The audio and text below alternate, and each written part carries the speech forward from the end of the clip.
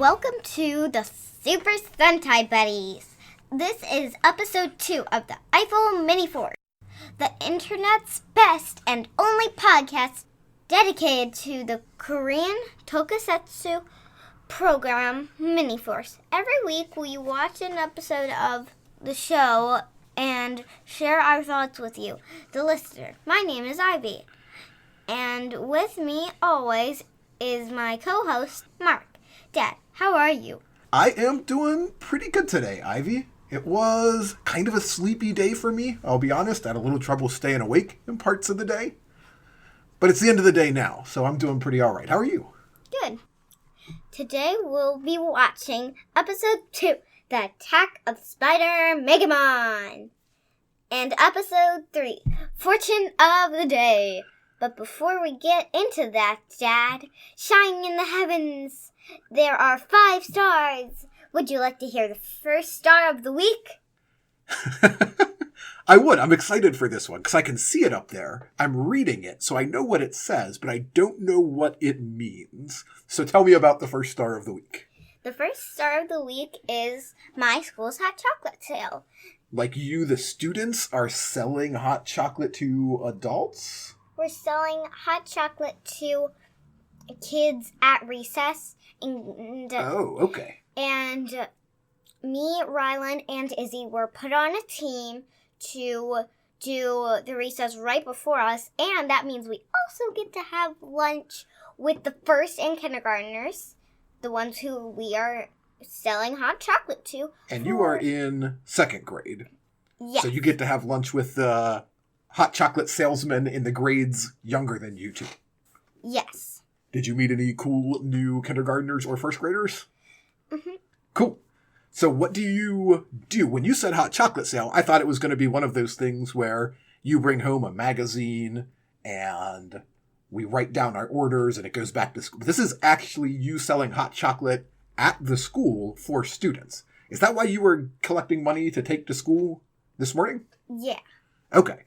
So you sell like recess hot chocolate? Yeah. That actually sounds kind of awesome. How did the selling go? We didn't start yet. Yesterday, I think it was Miss Weller's class or Miss Rumberger's. Since there are 3 2nd grade classes, each of our classes gets 1 turn with each grade. Oh, okay. So tomorrow's your day to sell. Yeah. Did you buy any today? Yes. How is it? It's really good. It's like normal hot chocolate, and it's medium warm. Okay. So you can drink it right away. You don't have to wait. Is that what you mean? Yeah. Cool. Medium warm is the best temperature. Places give you super, super hot when you order out. Like you get coffee or tea or hot chocolate. And then you have to wait like half an hour to drink it because it's so hot. Medium warm seems like a good idea to me. Mm-hmm. And then they have like the little drink spouts that you would use for like water. Only it's like to keep it warm but not hot. Oh, okay. Interesting. And that works okay? Yeah. Cool. How long does that last? The last day, I think, is Thursday. Okay, so there's 3 hot chocolate sale days. So each of the 2nd grade classes will get a turn. Oh, that's very cool. And there are kindergarten and 1st grade classes that help you? Nope. It's just 2nd grade. It's all 2nd grade. Oh, so when you were hanging out with the kindergartners and 1st graders, you were just hanging out with their class. You weren't hanging out with, like, the special hot chocolate salespeople from those classes. No. Got it. Hey, Dad, what's the 2nd star? 2nd star this week, Ivy, is a star that we have on this program a lot, and it is video games. We've been playing some fun video games in our house lately, so I thought we'd take a minute to talk about them. The one that we've been playing together is a game called Human Fall Flat. Right. Why don't you tell me a little bit about Human Fall Flat, and then we're going to talk a little bit about another game you and Holly, your mom, have been playing together a little bit. But let's start with Human Fall Flat. It's a weird game. It's kind of hard to describe. Okay, so it's sort of like a puzzle game, and we're raggadolls. Mm-hmm. And we have to get through these levels. One levels we have to get wires connected. Mm-hmm. And then it does something like stops the fan, starts the fan, opens the door. Mm-hmm, that's right. And what are some of the other levels? There's some levels with like swinging things we have to dodge. There's some levels where we're doing climbing. There's a boat level that I really hate. Yeah, I don't like either. The only part I like about the boat level is there's lots of climbing, and is that my dad usually drives. So, the interesting thing about this game, I think, is it's a good two-player game. And it's always fun to find a game that you can play together. And it's a game that you just explore around. Like, it's not a game you have to do really fast. It's not a game where there's a whole lot of danger, except for falling off the edge and having to start over. It's a very kind of, like, a creative problem-solving game, right? Yeah. It's really fun. I like it. We don't usually do it over again. We only did it over again once or twice because there was a new level added. Right. And then this time there was another new level added because we don't like to do puzzle games over again because it's like we already know the answer, so we just zoop through. Yeah, you have to kind of give it enough time that you've forgotten. Or, like you said, in this case, they released some DLC that has a brand new level? I almost called it an episode. A brand new level to play. So we started over, and we've been playing just maybe half an hour every day to kind of stretch it out and make it last a little longer. Yeah. And the game that you and Holly have been playing together is, and you haven't played it a lot lately, we've kind of given it a rest, because we've been playing some Monster Hunter and some Human Fall Flat. But before that, what were you and your mom playing at the same time? Pokemon Sword or Pokemon Shield. They're two different games, only they're practically the same thing. Mom has already beat the game, and I am still working on something that's called the Pokemon League. If you watch Pokemon, you know what I mean. Mm. And it's just like a bunch of Pokemon battles, and my mom beat it the first time, and it's against, like, champions, gym leaders. Can I ask a little, and I know it's been a bit since you've played, because you've been playing some Human Fall Flat, you've been revisiting the Untitled Goose Game a little. Do you remember any of the Pokemon that are kind of on your main team? You mean, like, my favorite Pokemon? Yeah, who do you keep in your top 6 that you battle with the most? Can I tell you my very top one? Yes. My top Pokemon is Squirch. It used to be a Scorbunny, and then it was a Raboot. It's my favorite Pokemon. I just had it ever since I started the game. Yeah, it's the starter. It's the Fire-type starter for this one, right? Mm-hmm. And Fire-type's my favorite, probably because red's my favorite color. Mm-hmm.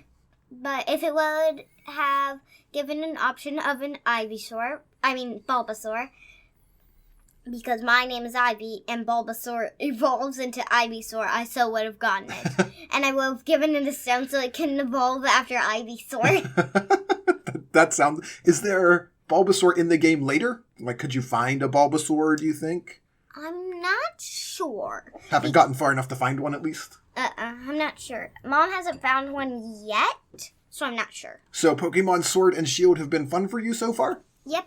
I'm just crossing my fingers I win the Pokemon League, because I'm not sure what will happen if I lose. Will I have to earn the gym badges again? Will I get another chance soon? Because Mom passed it right away, so... Yeah, maybe if we get to do another of these Super Sentai Buddies in the future, you can let people know how it went. Sound good? Sound good. Ivy, what is our third star of the week? It is Baby Watch.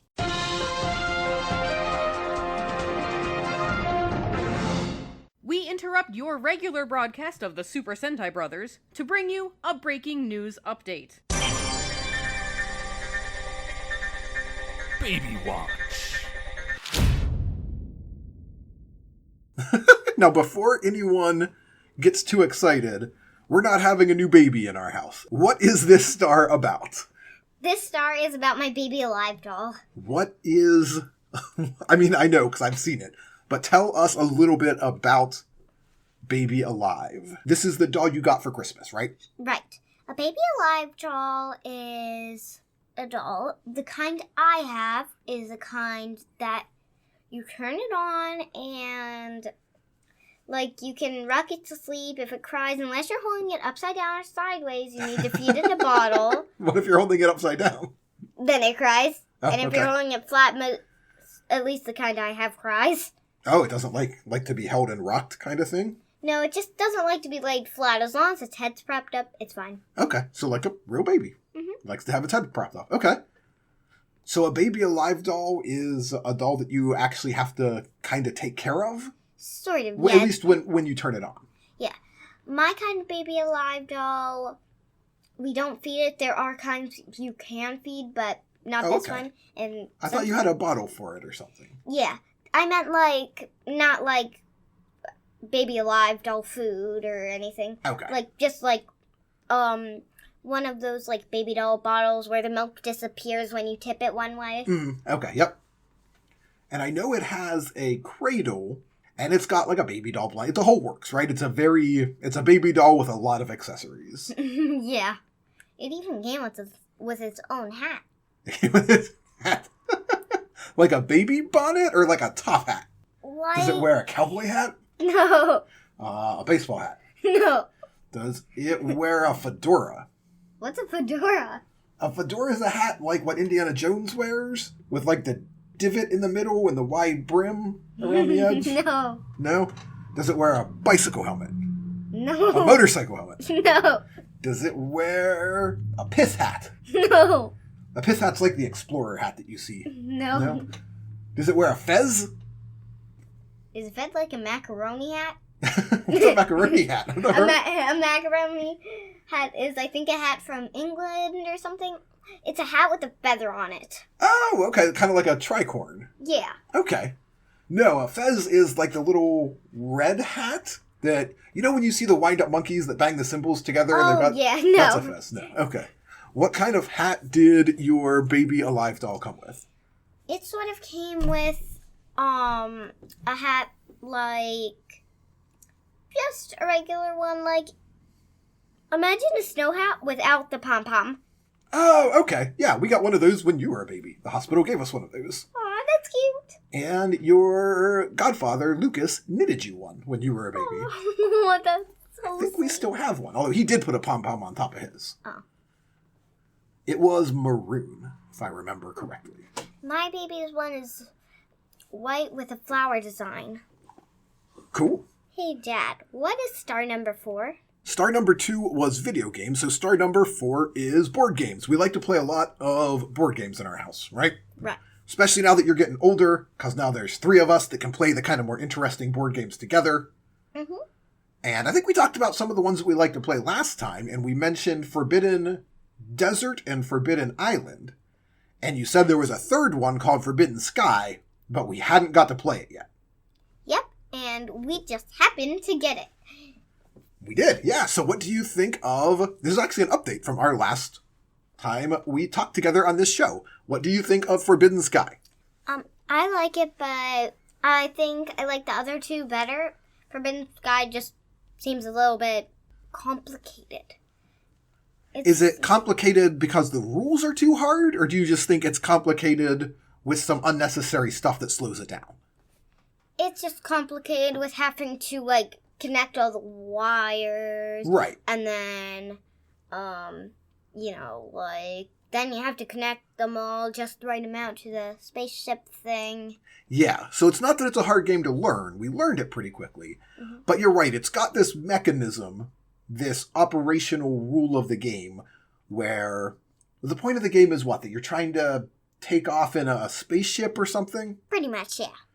And to do that, you have to connect it up. And it's kind of neat because it's got a battery in it, so it'll make a blast-off noise when you connect it. Mm-hmm. But the pieces don't fit very well, and it can be a little frustrating to kind of try to get them all lined up. So even though you've gone to the right places and you've built the right things, sometimes it feels like you have to waste time trying to line those little things up just right, and they keep sliding off and knocking each other off.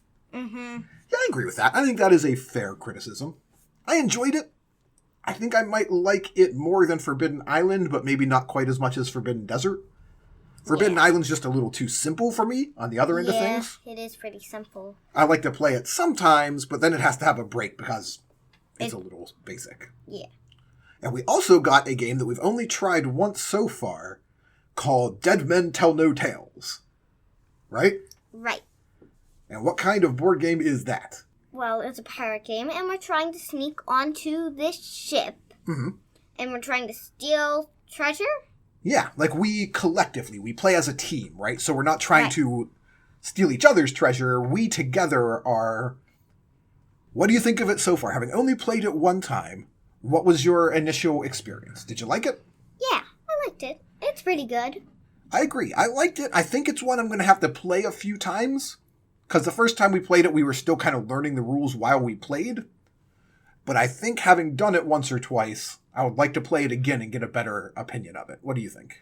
Yeah, and maybe next time we'll start at a little bit of a lower level. Because last time, if it were a lower level, we would have been able to win. If it would have been one level lower, we could have won. Yeah, we did set the difficulty level a little higher. Because we're pretty good at we're pretty good at board games in our family. You and me and Mom, we play a lot of board games.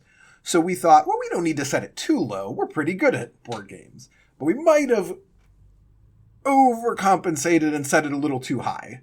So yeah, maybe next time we'll dial the difficulty down just a little, because we got very close to winning, didn't we? Yeah. Okay, Ivy, we're almost at the end. What is our 5th star of this week? It is Catherine's birthday tea party. Oh, who is Catherine? Catherine is my friend, and I'm pretty sure my first friend? Yeah, I think that's fair. You've known Catherine since you were born. Catherine is the niece of one of my very best friends in the whole world. And in our first house, she lived just down the road from us. Yep. So you guys have known each other for a really long time, and you've been very good friends for, I guess, 8 years now, huh? Because you're 8 years old. Yep. Tell me a little bit about a tea party. What does a tea party with 8 and 9 and 10-year-olds look like? Pretty much, there were these tiny sandwiches, and then, like, there was strawberry jello, like some biscuits. Okay. Scones, I mean. And Scones. there were sugar cubes, and we actually got to have tea. Wow. What kind of tea do you have? Do you remember? I had peppermint. I probably would have guessed that. You like mint tea. It was like peppermint, strawberry, and there was something else that I can't remember. Okay. That sounds pretty fancy. And one of the things, we're not going to talk about the gifts that you took for Catherine, except for one. One of the things you brought her was a specific thing to use with tea. It was stroop waffles, and a stroop waffle is pretty much just... It's hard to explain. It's like a flattened out waffle, only not quite waffle. Mm-hmm. And it's stuffed with, like, caramel. Okay. You're right, yeah. It's kind of like a flat, thin waffle with caramel in the middle. And what do you do with it? Why is it for tea? You put it on top of your mug and let it heat up. Oh, right. So the steam from the tea, the heat of the tea kind of heats up the waffle, right? Right. And then it gets all soft and gooey. Mm-hmm. So you guys had tea, you played some games, you got to hang out for a little while. You met some of Catherine's other friends, right, that you never met before? Right. This is something, and we got to get on to talk about the show, because we're talking too long, but this is something I'm curious about. Because when I was a kid, I was not very good at meeting new people. I've got better as I've got older, but it's something you seem to be pretty good at. It's something I've noticed. When you meet new kids, you do a pretty good job of making friends. So, Catherine is just a little bit older than you. Mm-hmm. And so I think most of the people who came to the party were probably just a little bit older than you. Yeah, they were like 9, 10, 11, I think, at the most. But it seemed like, at least when I saw you, it seemed like you just fit right in. Mm-hmm. Is it hard for you to sort of meet new folks? It seems like that's something you're pretty comfortable doing. Usually it's pretty easy, unless I have a crush on them. Oh, that makes it a little harder? Sometimes it's just like, hi, like, what do I say? Okay. But usually it's pretty okay to meet new people. Yeah. Okay. That always impresses me, because that's something that I struggled with. So, good job. Thanks. All right, we are going to take a break. We are going to watch episodes 3 and 4, and then we're going to come back and talk about them. We will be right back. And we're back. As a reminder, Mini Force episodes are only 12 minutes long, so we watch 2 of them each week so that we have a little bit more to talk about.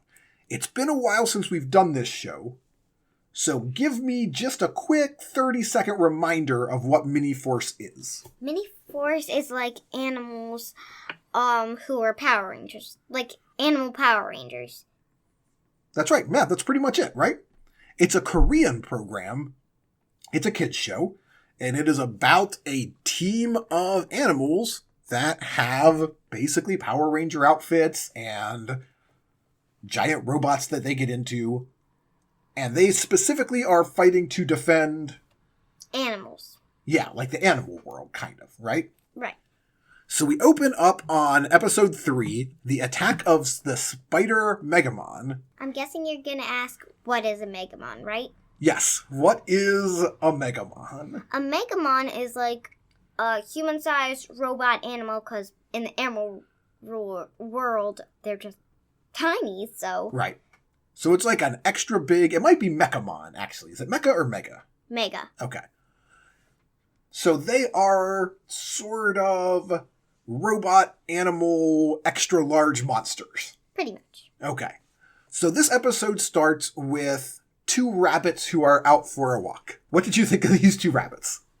Well, the kid seemed to be very curious and seemed like he thought he could be independent. Mm-hmm. And the mommy was like, hey, come back. You'll hurt yourself hopping around like that. That's right. And he kind of ran out ahead, right? Right. And then he went into a cave and hid behind a rock.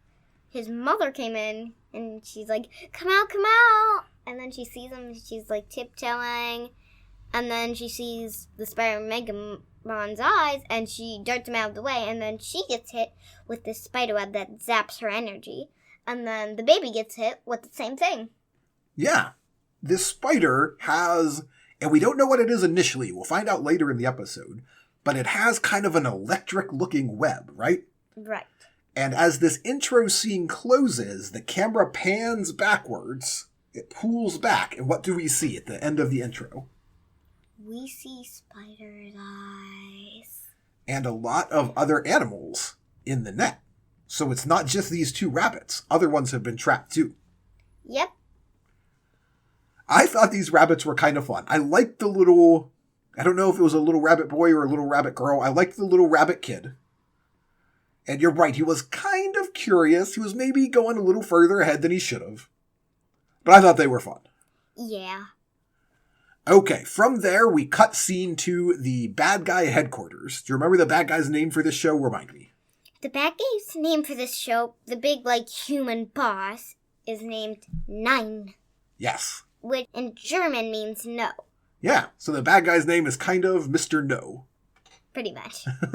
There is, I don't know if you are familiar with these yet, but your mom and I watch movies, a movie series called James Bond, about a British secret agent.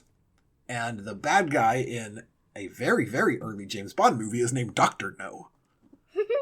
Huh. So it's pretty much Dr. Nine. Yeah, Dr. Nine. Yeah. So, Nine, the kind of big boss, is talking to his number 1 assistant. Pascal. Named Pascal, right. Pascal looks to me, and this is something you know and I don't, because you've seen more of the show, so you don't have to tell me the answers yet. Okay. But Pascal looks to me like a ranger. And I think maybe you told me last episode that he used to be a ranger and went bad? He is a retired Mini-Force Ranger who turned bad, yeah. And don't tell me what's going to happen in the future, because we'll watch that together. Okay, can I at least tell you what animal he is? Sure. I think it's like a chameleon. I'm pretty sure it's a chameleon because he can transform into different rangers and things. Okay, that sounds very interesting. I'm excited to see more of Pascal. So they are talking, Nine and Pascal, about their plan with this spider, because the spider, not only does he have electric webs, but his webs have a special power. What do? They zap energy. Yeah, so they're kind of stealing the life force, stealing the energy away from these little forest animals that they've caught, right? Right. So, what happens next? It goes into, the Mini-Force as tiny animals before they transform, and their friend, Susie. Yeah, that's right. That's a thing I forgot about until we started watching this show again. The Mini-Force animals, when they're not being rangers, just live with, a 12-year-old girl. And they just kind of hang out there, almost like they're her pets, sort of, but also just her friends. She knows they can talk. Yeah. Every episode just has a little bit of them hanging out in the house. In this episode, Susie's trying to get them to help with... her homework. That's right. Help with her homework. She had made plans with a friend. Mm-hmm. So she was like, hey guys, can you do my homework? And Max is like, sure. And then Sammy, Lucy, and Bold are like, no. And then Susie's like, I bet we'll do it after I give them these famous peanut cookies. But right after, she does like, come on guys, in a really like cute, sweet voice. And and on the screen it shows like they're just frozen in an ice block. So like they're just like, really? Right. But the cookies work as a bribe. It reminded me of Scooby-Doo getting bribed with Scooby snacks. And they start the homework, and Susie leaves to go hang out with her friend. But... their force gems ring! The force gems ring, right. So their force gems are kind of like their communicators, and it's also what they use to turn into rangers. Yeah. So when the force gems ring, that is the sign that Commander Chen needs them. Yep. So they jump into these sort of rolly ball things and go into like a secret lair beneath the house. Yeah, I'm not sure if it's beneath the house or if they have to go outside or where it is, really. But there's a holograph table where their commander appears to give them a mission. Yeah. What is he? Is he like an Arctic fox or something? I think he's some sort of cat. Okay, he's a cat. Okay. So he shows up and says, Mini-Force, there's a big problem. Like something. There's a big spider Megamon. It's called something. It's terrorizing out animals something. Right. Basically, he says, like he does every week, hey, there's a new monster and you have to go defeat it. Pretty much. And he tells them specifically with the spider that it has a weak spot. Right. Do you remember what that was? Its legs. Right. So they transform. They head out to the forest. At first, they fight just some Zero bots, which are kind of like the putties of this world. And there's also... there's two henchmen. So Pascal is kind of the lead bad guy in the field. Mm-hmm. He's the ex-ranger. And then he has two henchmen in, like, brown suits. Yeah, they're like Toad. Oh, yeah, the Toad Twins, or the Twin Toads, or something like that. And... wait, no, I'm not sure that has came up yet. I don't want to share that yet, because I'm not sure it came up yet. Ooh, is there more of a mystery to them? Well, there's something else of their powers. It comes up later, but it's kind of gross. Okay, we'll get there when we get there. Yeah. In this one, they're mostly just hanging around. I think they toss a couple of grenades that don't really work. Well, yeah, they toss to, like, bombish things, like what you said. And then the Mini-Force is like, they're just looking at them and they're we're just going to throw them back. And they threw them back because the dudes were like... and they had blown up with them and they posed like one arm, like robot arm thing. Mm-hmm. And then one leg sticking straight out. Yeah. So that takes care of the low-level bad guys. And Pascal summons the Spider Megamon, or Megamon. Spider Megamon. This is a scene every week, right, where the big monster shows up, and then what do the Mini-Force do? They call on their force cars. Yeah. That transform into like mech suits. Yeah. Okay, so their force cars are... well, if they were Power Rangers, what would we call them? We would call them Zords. Yeah, they're kind of like their Zords.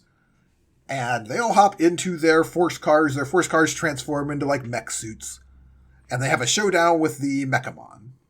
But a couple of them get hit with the Electro Web, and it's stealing their energy, too. Mm-hmm. Do you remember how they end up defeating him? I do not. Volt uses, I think he calls it the Force Jet. Oh, yeah. And then... this usually the ending move, I think. Or at least one of their big attacks is usually the ending move. Okay, so Force Jet is like a pretty regular finishing move? Yeah. Got it. I'm curious, and don't tell me, because I want to find out when we watch it together later. But I keep expecting them to combine their force cars into a mega robot, because that always happens in tokusatsu programs. So I keep hoping that this is going to be the week. It hasn't happened yet, but I'll hope for next week. Okay, so they shoot him with a force jet, wipes out the mecha spider, all of the little animals are free, right? Right. And the episode ends back at home with Susie, who is in trouble now because she went out with her friend. Didn't do her homework. Right, and the Mini-Force Rangers got called out, so the homework's not done. Right. But that's where the episode ends, right? Wah, wah, wah. What did you think of that episode on the whole? I liked it. I did too. I thought the Spider Mega Megamon, Yeah. Spider Mega Megamona Mecha was maybe the coolest of the kind of Megamons we've seen yet. Yeah. And I thought his electric web stealing power was pretty interesting. Yeah. If he were a superhero, that would be awesome. Yeah. All right, so let's get into the next episode, Fortune of the Day. And just like last week, we're going to open on some forest animals. Do you remember what they are this time? Not rabbits, but... Raccoons. Yeah, and what happens to them? Well, it's like a bunch of raccoons, and they are walking through the forest, and all of a sudden the scorpion, just like Mini-Force-sized villain appears, and its tail shoots out like these circles that trap them and paralyze them. Yeah, like green paralyzing energy rings or something. Mm-hmm. And whenever they go ringed, they just like, Yeah, almost like they're being trapped in a lasso, right? Right. Okay. We cut from there very briefly to the bad guy headquarters, where Pascal is talking to Scorpion Pio.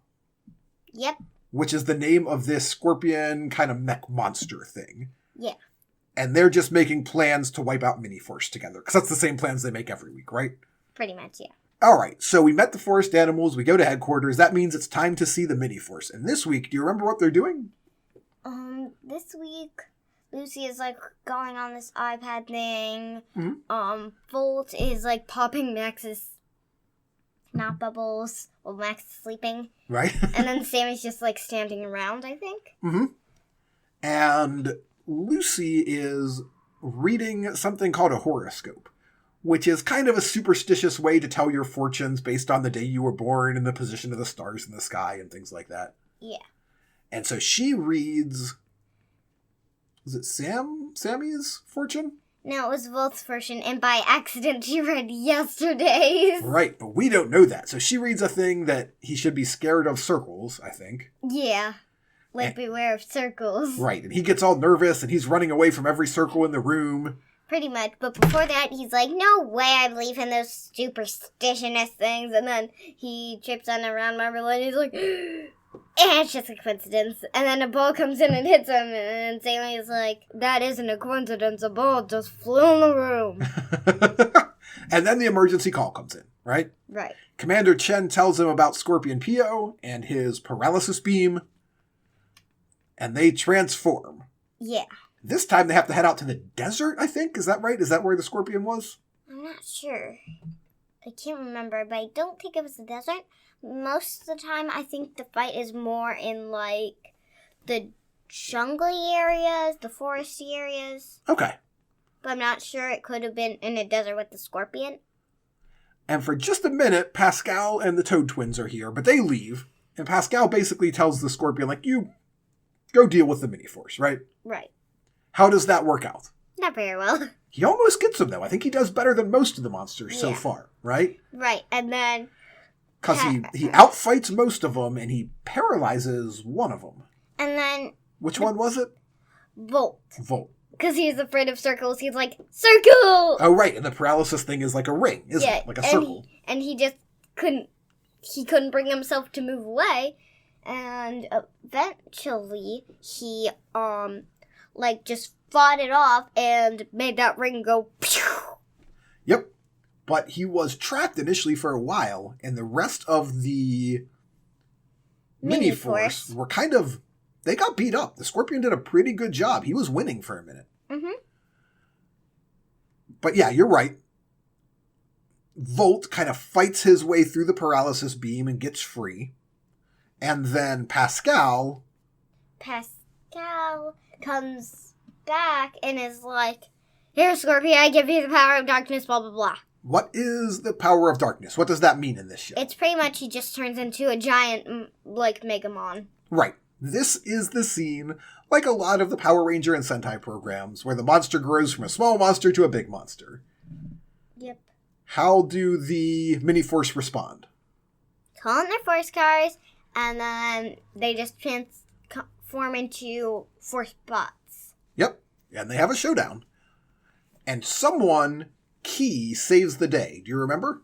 Volt, right? Well, Volt wins the fight, but how does he win the fight? He wins the fight by using his Force Slash, was it? Yeah, Force Slash through the tail or something. The Force Jet through the tail. That's the secret. Do you remember how they found out about it? Lucy looked up on her Force Bot or something how to, like, what was its weak spot and what was its strong spot. It turns out it's both in one. Yeah, so Lucy did some sort of field analysis research while they were fighting to figure out that its strongest weapon was its tail, but it was also its weakest place of armor, right? So it's a strong point and its weak point. Right. And then they all kind of team up and attack together, and Volt uses the Force Jet. And it was a pretty quick fight this time. I thought this fight was maybe... I would have liked a little more of it. I thought the Scorpion looked like a pretty cool villain, but he didn't get as much time as I would have liked. I wish he could have stuck around longer. So it's a pretty quick fight, really, right? Right. And then they go back home, and they laugh about, oh, looks like we had the wrong horoscope date all along. And Volt's like, what? Right. I liked the second episode, Monster, a little better, but I think I enjoyed the first, I should say episode 3. I think I enjoyed it more than episode 4. I liked the Scorpion. He was cool, but I think episode 3 was a better episode. What did you think of the two?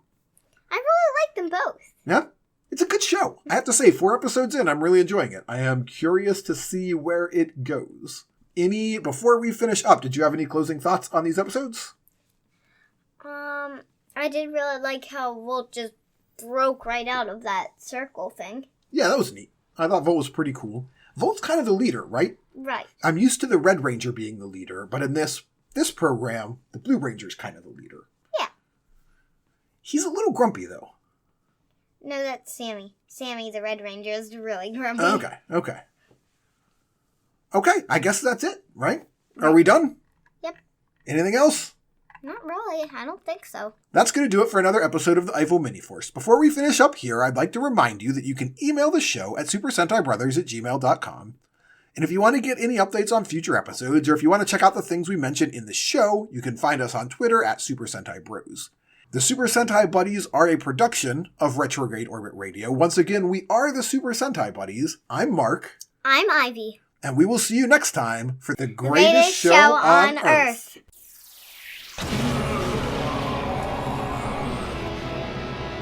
Great job! Great job! Great job!